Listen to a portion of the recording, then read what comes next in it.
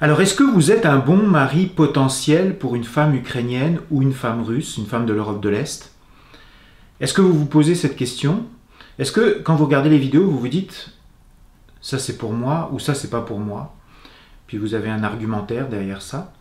Est-ce que vous vous êtes déjà posé la question? Certainement que oui. Certainement même que vous vous l'êtes posé à plusieurs reprises. Et certainement que vous cherchez dans les vidéos du CQMI des indices, des détails qui feraient que oui c'est bien pour vous ou non c'est pas bien pour vous. Donc le but de cette vidéo c'est vraiment ça, c'est d'aller chercher, d'analyser en fait quels sont pour vous les critères qui font que vous pensez que c'est quelque chose pour vous ou que ce n'est pas quelque chose pour vous. En fait on verra que dans cette vidéo il y a deux aspects. Il y a l'aspect rationnel pour lequel en général vous n'avez pas besoin d'aide, vous avez un ensemble d'une analyse qui est faite sur le plan rationnel, et puis il y a une analyse qui est faite sur le plan émotionnel, qu'on appellera un élément de risque. Et c'est surtout cette partie-là qui m'intéresse, moi, aujourd'hui. Mais on va traiter les deux.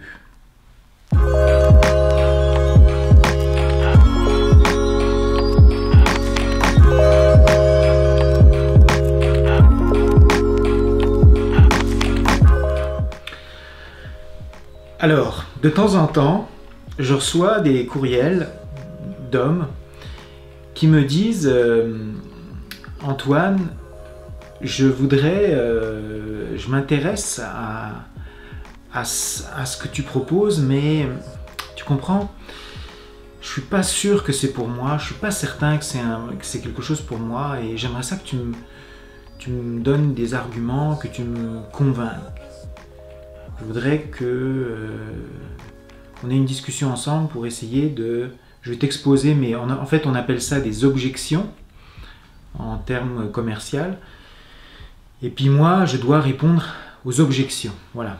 Donc mon but, c'est d'essayer de vendre ma salade. Et je me souviens qu'au début, quand j'ai commencé l'agence CQMI, j'avais même pris un cours pour ça avec un spécialiste. On l'avait fait venir au bureau et puis on avait travaillé sur le concept des objections. Et donc, les objections, c'est par exemple, l'homme appelle, me dit « Oui, mais comment ça se passe? Est-ce que je dois me marier tout de suite? Est-ce que si elle a des enfants, comment ça va se passer pour ses enfants? Si elle ne parle pas le français, comment ça va marcher, etc. » Et puis moi, je dois démarrer mon disque et puis sortir ma salade comme un vendeur et essayer d'expliquer que non, c'est pas un problème, etc. pour dans le but de faire une vente. C'était... Et aujourd'hui, je ne le fais plus. J'ai arrêté de le faire. J'ai arrêté de le faire parce que ça marche pas, ça sert à rien, c'est complètement inutile et ça me prend du temps, ça prend un temps énorme que je pourrais consacrer à d'autres choses, comme par exemple pour travailler pour des hommes qui sont convaincus, qui eux ont fait leur choix, ou travailler sur des vidéos, ce que j'aime faire, ou travailler sur ajouter des nouveaux profils. Enfin, c'est un temps totalement inutile. Alors par contre, ce travail d'objection, d'essayer de répondre à des questions des hommes, qui sont des questions d'un point de vue rationnel, je me suis dit que la meilleure approche, c'était de faire des vidéos et de répondre à tout un tas d'objections, de questions, au travers de vidéos sur YouTube qui sont réutilisables à l'infini. Peu importe le nombre de clients qui me posent la question, j'ai pas besoin d'enclencher un disque à l'intérieur, de perdre mon temps et de m'égosiller à essayer de convaincre quelqu'un qui finalement ne partira jamais en Ukraine, parce que en réalité, c'est le but de cette vidéo, l'expérience que j'ai acquise, c'est que c'est pas vraiment les objections qui comptent, qui sont importantes. On va voir justement, c'est ça la substance de cette vidéo, c'est le résultat de mon travail, c'est ce que j'ai appris par mon travail, que j'ai compris, et ça m'est apparu encore plus clairement quand j'ai fait la vidéo avec Cédric, quand on a fait la discussion avec Cédric, et on va en parler, c'est très intéressant. Yeah.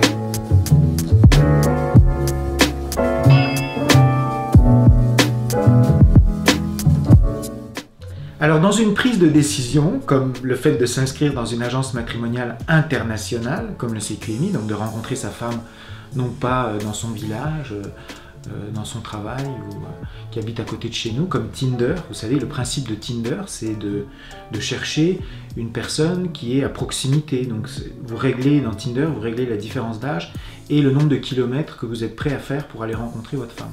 C'est l'opposé en fait de ce que nous on propose, puisque nous on vous propose d'aller chercher une femme à des milliers de kilomètres de chez vous. Donc c'est une décision qui est une décision importante. C'est une décision qui nécessite parfois des années. On l'a vu dans la vidéo sur le temps qu'il faut pour s'inscrire. En fait, le temps qu'on prend à réfléchir avant de s'inscrire, c'est un temps qui est souvent beaucoup plus long que le temps que ça prend pour rencontrer une femme et se marier avec elle et vivre avec elle. C'est parce qu'il y a tout un processus de maturation qui se fait à l'intérieur de vous. Et c'est pas en vendant ma sauce ou ma salade que ça fonctionne, absolument pas, ça sert absolument à rien. C'est un processus qui vous appartient, qui vous est propre. Et c'est ça que j'ai compris avec le temps. Et c'est un processus qui dépend de paramètres. Alors, il y a des paramètres, et moi j'en ai catégorisé deux grandes catégories de paramètres. Vous avez d'un côté le rationnel, et vous avez de l'autre côté l'émotionnel, qui correspond, comme par hasard, aux deux parties du cerveau. Vous savez que le cerveau droit, le cerveau gauche. Le cerveau droit, je pense que c'est les émotions, et le cerveau gauche, c'est le rationnel. Enfin, c'est peut-être l'inverse, je ne sais pas, à vous de vérifier. Mais on a deux facettes qui sont prises en considération pour une telle décision. Alors, on va commencer par parler du cerveau rationnel, la partie rationnelle.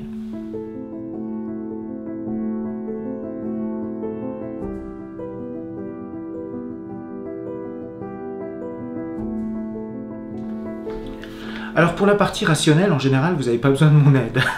C'est vous-même qui trouvez les sujets, c'est vous qui trouvez les sujets de vidéo, c'est vous qui me posez les questions, et puis ça défile, ça déroule, c'est clair, c'est limpide.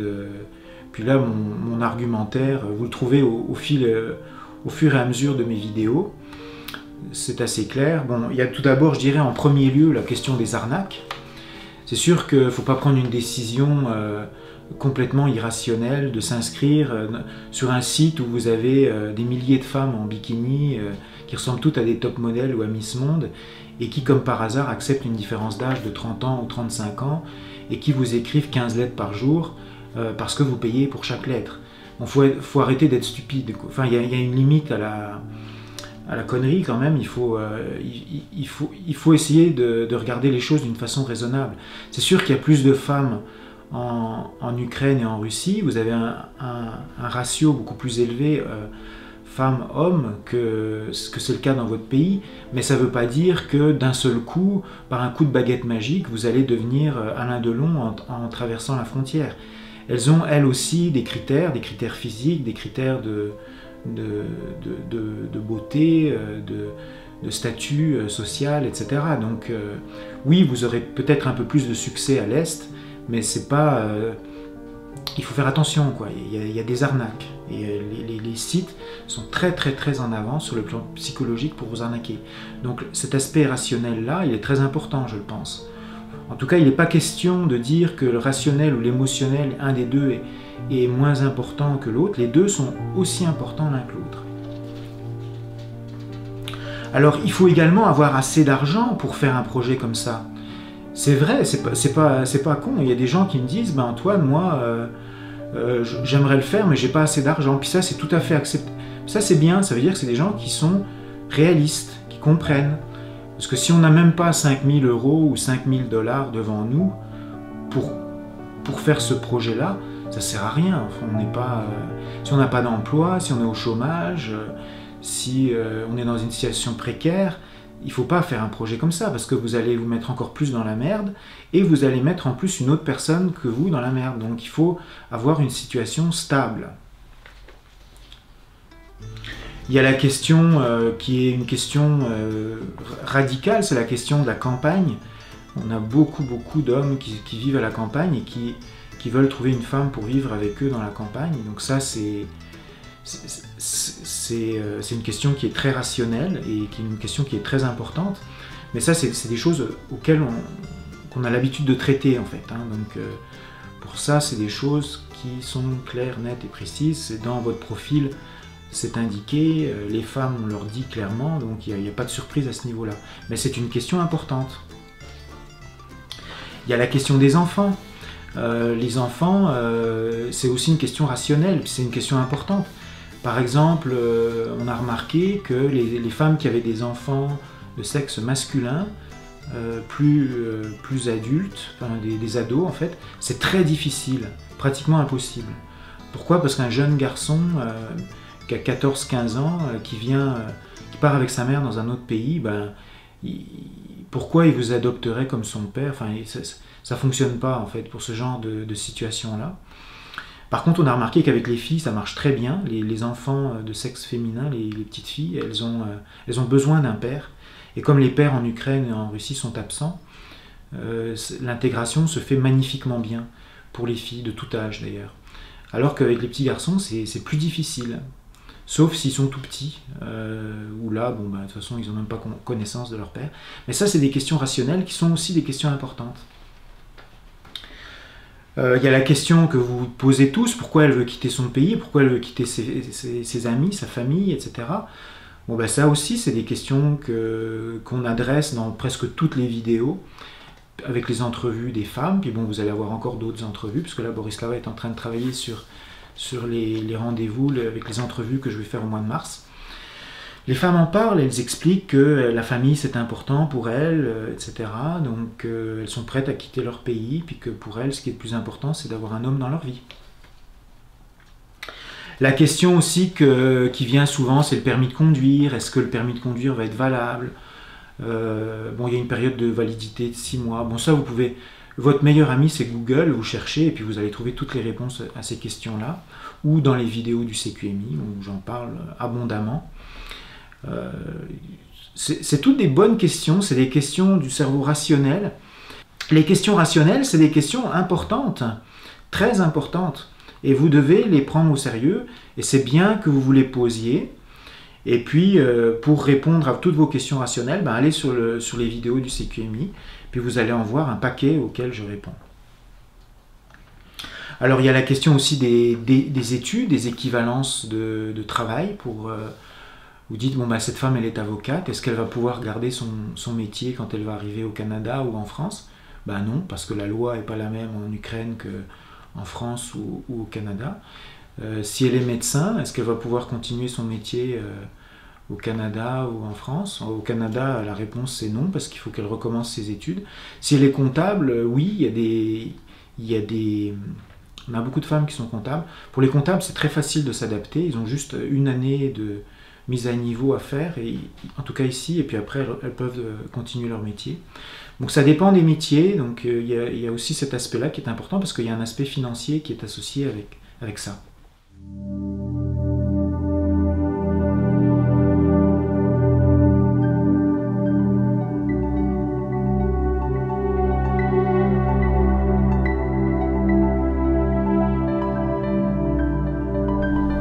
Alors la deuxième partie, la deuxième composante de cette décision-là, c'est la composante émotionnelle.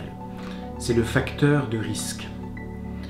Si vous prenez une décision qui n'est pas en harmonie, et ça c'est important ce que je dis, qui n'est pas en harmonie avec votre côté rationnel et votre côté émotionnel, à ce moment-là, vous allez droit vers l'échec.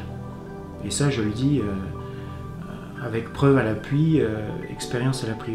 On a eu quelques hommes qui ont pris cette décision sans que le côté émotionnel soit prêt, et ça a été la catastrophe. Ça a été, ils ont arrêté en cours de route. Donc vous devez être prêt des deux côtés. Vous devez être en harmonie dans votre décision. Et Cédric, dans sa vidéo, on voit que c'est quelqu'un qui a réfléchi aux deux aspects, le côté émotionnel et le côté rationnel. Et les hommes qui réussissent, en général, sont très à l'aise avec les deux. Parce qu'il faut être à l'aise avec l'un et être à l'aise avec l'autre. Pour pour que les deux se parlent et les deux ne se mettent pas des bâtons dans les roues, en fait. Parce que s'il y en a un des deux qui n'est pas d'accord, ben, il va s'arranger pour que l'autre se casse la gueule. En effet, si le rationnel n'est pas en accord avec l'émotionnel, ben à ce moment-là, la femme, elle va le sentir. Quand vous allez être en face d'elle, elle va comprendre que vous n'êtes pas prêt et elle ne va jamais quitter son pays, son travail, sa famille, pour aller vers quelqu'un qui n'est pas prêt, parce qu'elle ne sentira pas un roc solide pour l'épauler dans ce processus qui était quand même un processus difficile. Alors l'idée de faire cette vidéo, elle m'est venue quand Cédric me parlait du poker. Alors lui, c'est un joueur de poker. Et il travaillait également, vous avez suivi dans sa vidéo, il travaillait également dans le domaine de la finance. Et pour devenir instituteur. Donc c'est un choix de carrière qu'il a fait, qui l'honore d'ailleurs, parce que c'est pour s'occuper des enfants, une baisse de salaire. Donc c'est quelqu'un qui est manifestement prêt pour fonder une famille. Il n'y a aucun doute là-dessus. Quand il dit qu'il est prêt, qu'il est arrivé à maturité, on le croit parce que sa carrière professionnelle match avec ce qu'il dit et avec ce qu'il fait. Donc c'est quelqu'un qui est en accord, qui est droit dans ses bottes, qui n'a pas peur de témoigner, donc il est parfaitement en accord, en alignement. Et ça, c'est le candidat idéal. Et pour lui, il était tellement prêt que ça a marché instantanément, en fait. Parce qu'il était arrivé à un degré de maturité tout à fait parfait, quoi. On ne pouvait pas être plus près que lui. Et quand vous jouez au poker, bon, je ne sais pas si vous avez des expériences de jouer au poker ou dans la finance, par exemple, il y a toujours un facteur de risque. On peut étudier le poker dans tous les sens, prendre des décisions le plus rationnelles possible, mais quoi qu'on fasse, il y aura toujours une incertitude. Il y aura toujours cette petite part d'incertitude qui rend le jeu intéressant, qui donne du piquant, parce qu'il y a toujours une part d'inconnu, en fait. Alors cette petite part d'inconnu, en fait, vous pouvez chercher le rationnel ad vitam aeternam, vous pouvez chercher, répondre à toutes les questions, tout planifier. On a parfois des hommes qui sont comme ça, moi j'en ai eu plusieurs, des hommes qui se préparaient, mais qui mettaient tout en silo, qui faisaient des fichiers Excel, qui calculaient, qui faisaient mais vraiment un cerveau rationnel mais surdimensionné, qui calculait vraiment tous les éléments pour que le cerveau rationnel soit apaisé. Mais quoi qu'ils fassent, en fait, ils pouvaient chercher jusqu'à 1 an, 2 ans, 3 ans, 5 ans, 6 ans, 10 ans s'ils le voulaient. Il y a toujours, comme au poker, il y a toujours une partie de risque, une partie de prise de risque, une partie d'inconnu. C'est cet inconnu qui est, aussi petite soit-elle, qui est le facteur bloquant de la majorité des hommes qui ne s'inscrivent pas et qui ne passent pas à l'action. Pourquoi? Parce que il faut l'accepter. Il faut l'accepter et c'est très difficile. C'est très difficile de l'accepter parce que c'est de l'inconnu. C'est parce que vous acceptez de vous jeter dans un bain d'eau, de vous jeter dans un trou, de faire un pas en avant dans le vide vers quelque chose que vous ne connaissez pas, vers quelque chose qui vous est totalement inconnu. Et cette partie-là, malheureusement, ni vous ni moi, vous n'avez un contrôle là-dessus, vous devez simplement l'accepter. Et l'accepter, c'est sortir de sa zone de confort, c'est sortir de son train-train quotidien, sortir de sa vie pépère, de regarder l'ordinateur, puis de regarder la télévision, d'aller au marché, enfin de faire son mode de vie comme on a l'habitude de le faire tous les jours.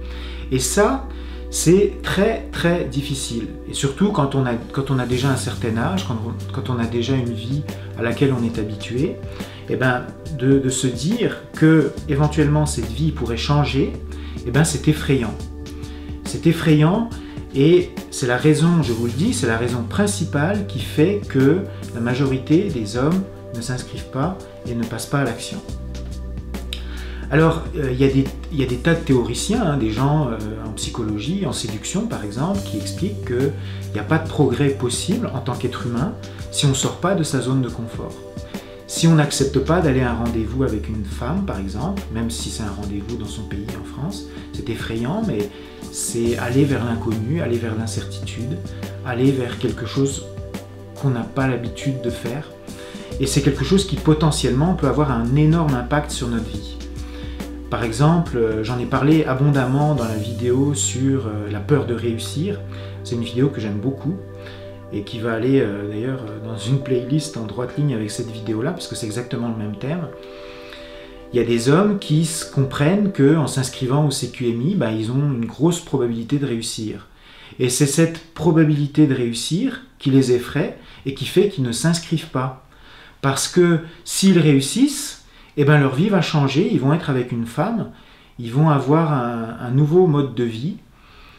Et c'est cette perspective-là qui peut sembler absolument désarçonnante. Mais c'est valable pour tout dans la vie en fait. C'est pas seulement valable pour s'inscrire chez nous, ou pour le poker, dans le travail.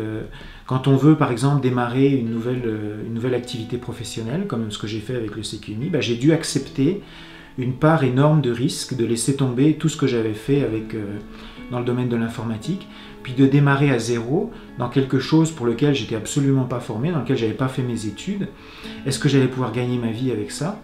Donc je me suis lancé là-dedans, et aujourd'hui c'est le résultat. Mais je l'ai fait parce que je le sentais à l'intérieur de moi, c'était des émotions, c'était un besoin émotionnel de m'exprimer, de dire ce que je pensais. Et en général, quand on suit toujours avec du rationnel, faut toujours que le rationnel nous accompagne, il ne faut jamais l'abandonner, parce que sinon, si vous avez des gens qui sont excessivement dans l'émotionnel et qui oublient le rationnel, c'est pareil, ils se cassent la gueule. Il faut que les deux soient en harmonie. C'est très très important. Alors, en séduction, on dit par exemple... c'est un joueur de hockey au Canada qui a sorti cette phrase-là. 100% des tireurs de hockey, des joueurs de hockey qui ont marqué un but, ont tenté leur chance. Bon, en fait, si on ne tente pas sa chance, on est certain qu'on ne réussira pas. Bon, c'est une évidence, mais quand on réfléchit un petit peu à ça, on se dit que pour tenter sa chance, comme au football par exemple, moi j'aime le football, si on est un joueur de foot puis on n'essaye pas de tirer vers le but, on marquera jamais de but. Il ne se passera jamais rien dans notre vie. Donc si on ne fait jamais ce saut vers quelque chose qui nous sort de notre zone de confort, qui nous sort de notre train-train quotidien, eh bien notre vie ne changera jamais et nous n'aurons jamais la chance, en tant qu'être humain, de montrer qui nous sommes vraiment. Parce que si on a un appel vers le fait de rencontrer une femme en Ukraine, le fait de rencontrer une femme en Russie, si on le sent à l'intérieur de nous, si c'est fort, si c'est raisonnable, donc en accord avec le rationnel, et qu'on ne le fait pas, et bien à ce moment-là, c'est une partie de nous que nous n'aurons pas exprimée au grand jour, que nous n'aurons pas fait fleurir. C'est comme un arbre qui n'aura pas eu la chance de grandir. Et ça, c'est très, très dangereux pour un être humain de ne pas s'écouter, de ne pas écouter ce qu'il ressent, l'appel qu'il ressent à l'intérieur de lui. Et non seulement c'est dangereux, mais c'est en plus quelque chose qui vous fait vivre une vie à moitié.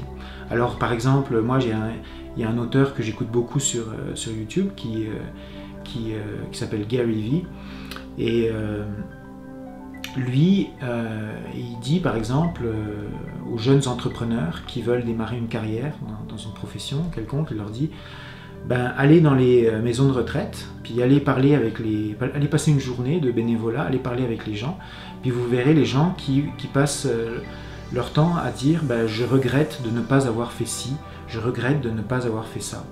Et c'est le discours principal que ces gens-là ont quand ils arrivent à la fin de leur vie, quand ils sentent que la mort s'approche. Alors, est-ce que vous voulez avoir des regrets? C'est une décision, c'est quelque chose que vous pouvez, à laquelle vous pouvez penser en tant que personne, et puis de faire maturer tout ça à l'intérieur de vous.